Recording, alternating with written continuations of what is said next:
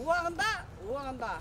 Жогорку Кеңештин имаратынын алдында митинг өтүп, ага Арыстан Алайдын колдоочулары да катышты. Ааламдан буйрулган Арыстан Алайдын иш артык. Депутаттардын мыйзамы ааламдын мыйзамынын астында жараксыз жана башка түшүнүксүз жазууларды жазып, плакаттарды көтөрүп алышкан. Бирок митингдин катышуучуларына баш мыйзамды окуп көрдүңүзбү деген суроо салып, жообуна өзүбүз деле түшүнбөй калдык.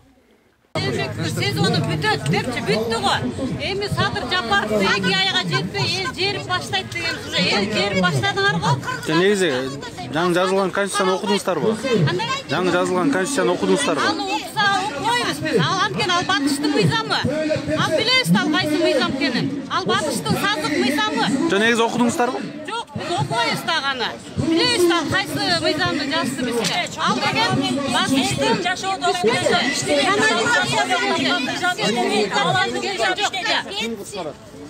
бир гана Арыстанбай куткарат. Ал эми митингдин башкы максаты парламенттин биринчи окуусунан өткөн конституциянын жаңы долбоорун артка кайтаруу жана азыркы парламентти таркатуу, ошондой эле аларга каржылоону токтотуу экенин уюштуруучулар элдин алдында айтышты. Учурунда Замандаш партиясын жетектеген саясатчы Жеңиш Молдакматов жаңы баш мыйзамдын коркунучтуу жери бул бийликти бир колго топтоп берүү экенин билдирди. Президент боюнча эки гана сөз айтам. Президентте мына өткөндө спутник чыгарбадыбы? Парламентте 3 мартта колдоп берген депутаттар ушул конституцияны окуган эмес экен. Кайсы беренеде кайсы эмне жазылган билбейт экен. Демек 66 беренеден баштап президенттин ыйгарым укуктары жазылган. Аткаруу бийлигине толук кандуу жооптуу деп турат, бирок бир дагы мамлекеттик органдын алдына жооп бербейт. Азыр мына действующий конституцияда жок дегенде өкмөт башчысы менен президент парламенттин алдына отчет берчү. Бирок буга чейинки баш мыйзамда деле аты парламенттик башкаруу болгону менен заты президенттик башкаруу болгонун эч ким айтышкан жок. Ал эми Реформа партиясынын лидери Клара Сооронкулова октябрь окуясы азыркы депутаттарга каршы болгонун айтып, депутаттардын ыйгарым укуктары узарып жатканына нааразы болду.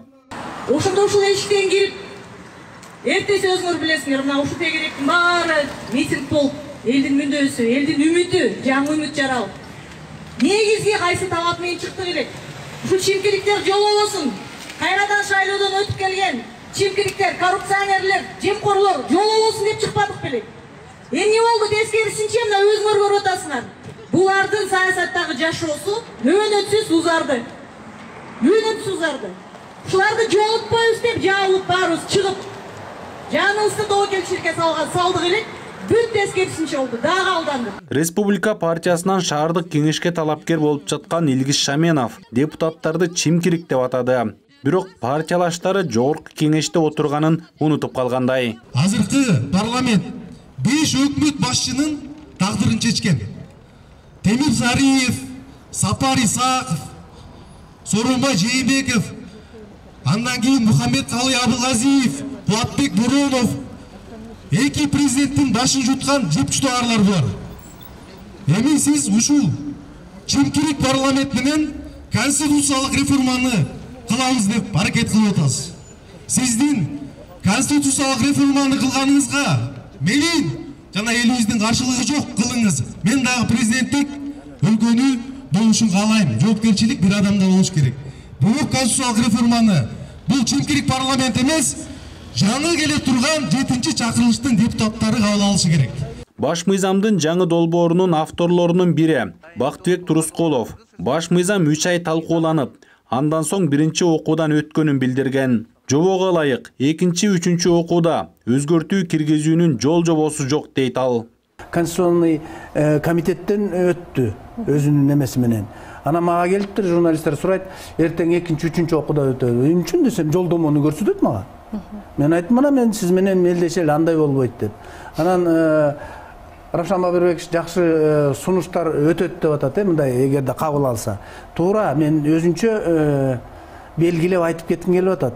Эмнегедир ушул 2-3 айдан бери биз иштеп атканда сунуштар түшпөй, эми жанагы көчөдөгү сунуштар түшүп, сын пикирлер болду, юристтер эметип мындай кайчы сүйлөшүп, 66-берене менен 2-пунктусунда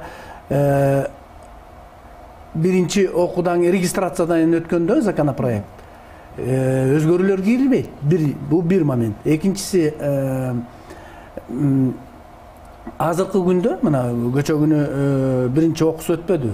Экинчи, үчүнчү окуусуна дагы мындай өзгөрүү кийирүү жолу жок, жол жобосу.